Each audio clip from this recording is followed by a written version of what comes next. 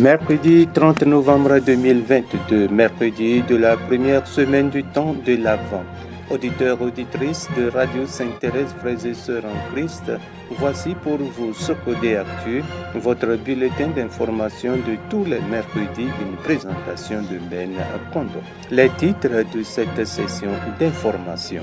Angélus de l'Avent de la place Saint-Pierre. François a exhorté les fidèles à se réveiller. Récollection des agents pastoraux dans le diocèse de Socodé. L'œuvre Colpine Togo met 10 machines à coudre à la disposition des 10 couturiers.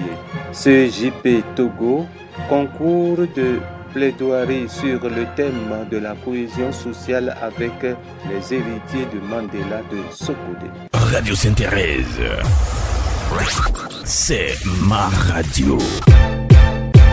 Bienvenue à cette session d'information sur l'actualité religieuse et sociale dans notre diocèse, voire au-delà, le développement à présent. Angélus de l'Avent à la place Saint-Pierre. François a exhorté les fidèles à se réveiller.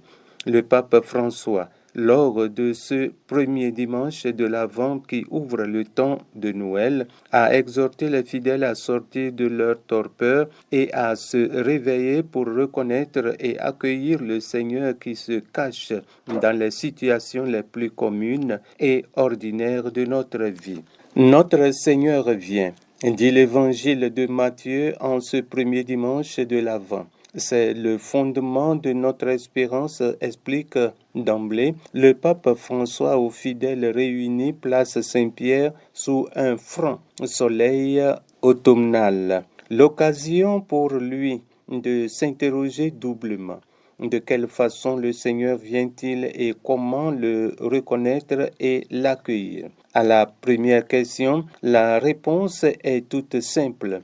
Dieu se cache dans les situations les plus communes et les plus ordinaires de notre vie. Il ne vient pas dans les événements extraordinaires, mais dans les choses de tous les jours, révèle François. Il est là dans notre travail quotidien, dans une rencontre fructueuse, dans le visage d'un sans-abri. Il nous appelle, nous parle et inspire nos actions. Il ne nous apparaît donc pas d'une manière éclatante ou par un signe prodigieux. Il vient comme il en fut au jour de Noé, nous dit Jésus dans l'Évangile. Être vigilant. Derrière cette apparente simplicité se cache une exigence, celle d'être éveillé, alerte et vigilant, car Jésus nous met en garde contre le danger de ne pas se rendre compte de sa venue et de ne pas être préparé à sa visite.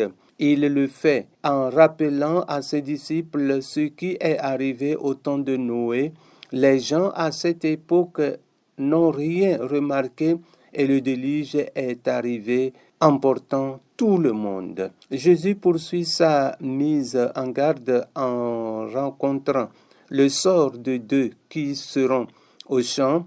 Si l'un est pris et l'autre laissé, si c'est que l'un, étant vigilant, capable de discerner la présence de Dieu dans la vie quotidienne, et l'autre était distrait, entraîné et ne remarquait rien. D'où cette exhortation aux fidèles. En ce temps de l'Avent, sortons de notre torpeur et réveillons-nous de notre sommeil. Le Saint-Père les invite à se demander s'ils sont conscients de ce qu'ils vivent, s'ils sont vigilants, s'ils sont éveillés. Si nous ne nous rendons pas compte de sa venue aujourd'hui, nous ne serons pas non plus préparés lorsqu'il viendra à la fin des temps.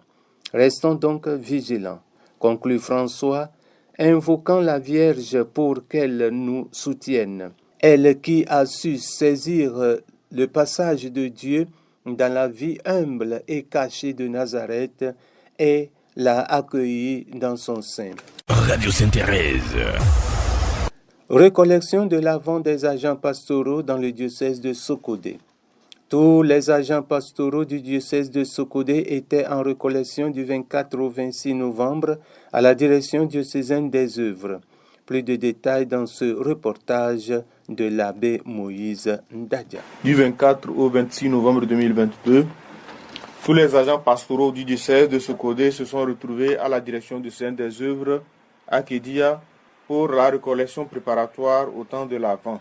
Le thème de ce banquet spirituel est « En Jésus-Christ, vous qui autrefois étiez loin, vous êtes devenus proches par le sang du Christ. » Éphésiens 2, 13. C'est le Père Credo Dieudonné Akapo Agidi, aumônier de la pastorale de la santé et de la prison civile de Sokodé, qui a assuré la prédication. En effet, d'après le prédicateur, Dieu a choisi de se réconcilier avec l'homme après la chute de nos premiers parents, et c'est en Jésus-Christ, par sa mort, qu'il nous a redonné cette dignité d'enfant de Dieu, perdu à la suite du péché. Écoutons-le plutôt. Dieu a choisi de se réconcilier avec l'homme après la chute de nos premiers parents. Et c'est en Jésus-Christ, par la mort de Jésus-Christ, qu'il nous a réconciliés avec lui, qu'il nous a redonné cette dignité d'enfant de Dieu que nous avons perdue à la suite. Mais quand on parle de la réconciliation par la mort du Christ, il ne faut pas voir d'abord la mort, mais il faut voir l'amour que le Christ a eu pour pouvoir accepter de mourir pour nous. Donc c'est l'amour du Christ dans la mort, ou bien à travers l'acceptation de la mort, qui nous sauve et nous remet en relation filiale avec le Père. Mais Dieu est Père parce que nous sommes fils, et puisque nous sommes fils d'un même Père, nous devons avoir cette relation d'amitié, de fraternité entre nous. Ce qui suppose que, entre nous aussi, nous devons tout faire pour nous réconcilier quand nous avons des brouilles entre nous. Parce que, comme on le dit souvent, entre la langue et les dents, il y a souvent des problèmes. Mais elles font la paix pour rester ensemble.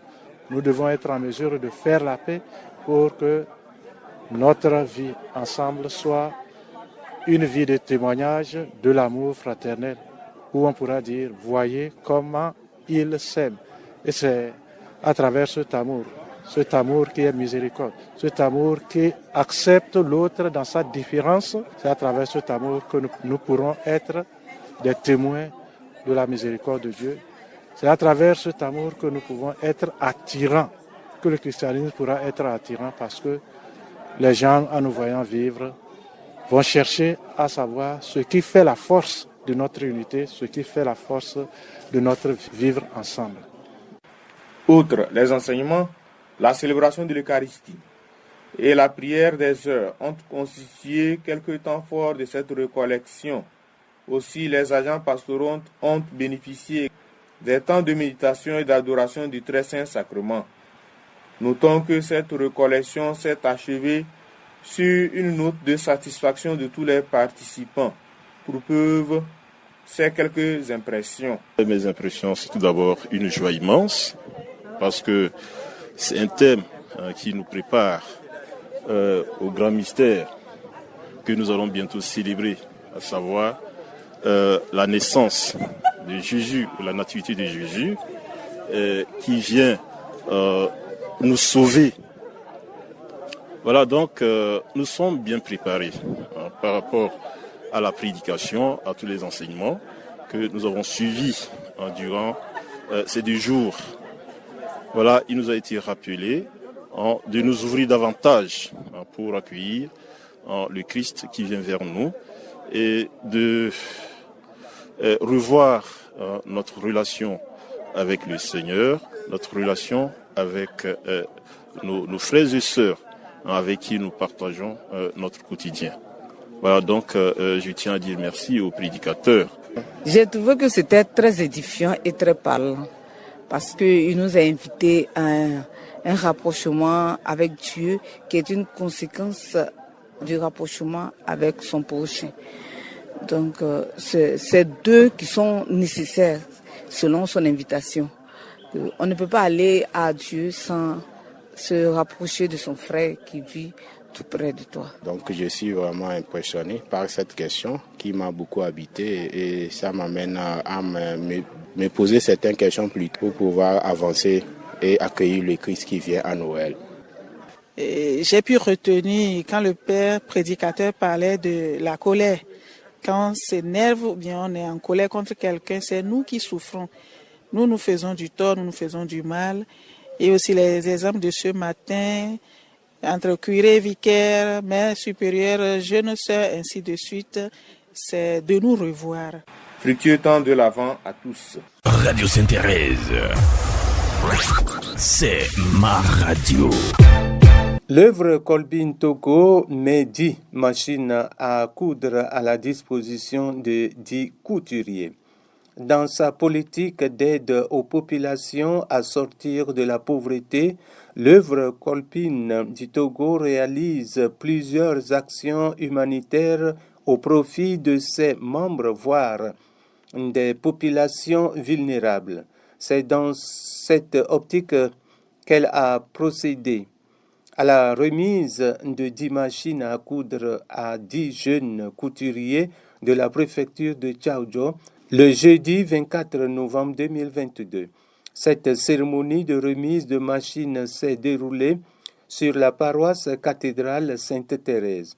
Monsieur Justin Mélomé, trésorier national du conseil d'administration de l'œuvre Kolbin Togo et chef de délégation, nous éclaire davantage sur l'œuvre Kolbin et le sens de cet acte qu'ils viennent de poser à Sokodé. On l'écoute. L'œuvre Kolbin Togo est une association à caractère religieux et social. Et les dons que nous faisons, ou bien la remise des machines que nous faisons aujourd'hui, s'inscrit dans ce volet social qui demande à ce qu'on assiste les jeunes filles et garçons, couturiers et couturières de la population de Tchaoudjo, histoire de les appuyer en matériel pour qu'ils soient autonomes dans le travail de couturière. Nous savons tous que, en tant qu'apprenti, pour arriver jusqu'à finir et avoir une machine, c'est beaucoup de travail, c'est beaucoup de difficultés. Et donc, aujourd'hui, nous venons appuyer avec juste 10 machines. Et le choix a été porté sur certaines jeunes filles et certains jeunes garçons de Sokodé. Et donc, ce don va permettre à ces bénéficiaires de pouvoir eux-mêmes facilement commencer très tôt à pratiquer ce qu'ils apprennent chez leur patron, en même temps à la maison, et voire exercer, voire même commencer par faire déjà des petits habits dans le quartier pour que vraiment ils puissent trouver déjà quelque chose pour eux-mêmes et pourquoi pas même pour payer ou bien finaliser leur contrat avec leur patron. C'est un don qui est un projet à long terme, puisque aujourd'hui, ces 10 machines seront remboursées par chaque bénéficiaire à raison de la moitié donc, du coût total de la machine. Et les remboursements serviront encore à acheter d'autres machines pour d'autres bénéficiaires encore. Et donc, Kolbin compte à couvrir autant de jeunes qui sont dans le besoin afin qu'eux aussi puissent vite s'établir dans la vie active. Aussi a-t-il saisi cette occasion pour souhaiter un bon courage aux bénéficiaires. Nous leur souhaitons bon courage et que ce don puisse vraiment impacter leur vie, transformer leur vie et les amène à prendre à bras le corps leur métier de couturière pour se distinguer de la façon dont les autres ont l'habitude de le faire. Deux bénéficiaires de ce programme ont livré leurs impressions au terme de cette cérémonie. On les écoute. Je suis contente d'être une bénéficiaire de ce don qui va me permettre de mieux faire mon travail de couturier. Et je remercie le groupe, l'association Copine qui fait tout pour aider les plus nécessiteux. Et je vois aussi que c'est un don qui a été fait à mon endroit et j'aimerais que le Seigneur aussi nous permette que nous puissions aussi faire cette charité vis-à-vis des autres nécessiteux.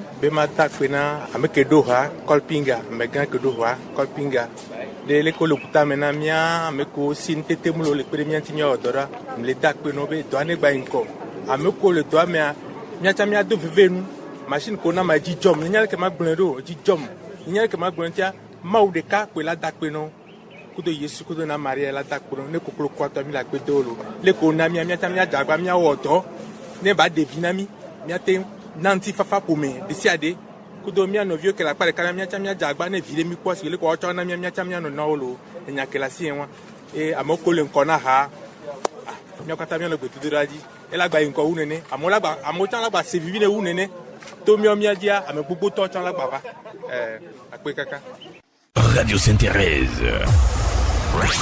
CJP Togo, concours de plaidoirie sur le thème de la cohésion sociale avec les héritiers de Mandela de Sokodé. La promotion de la paix et de la cohésion sociale est une nécessité pour tous les peuples. En effet, elle n'est pas l'apanage des seuls dirigeants, mais elle concerne aussi bien l'élite que le citoyen lambda.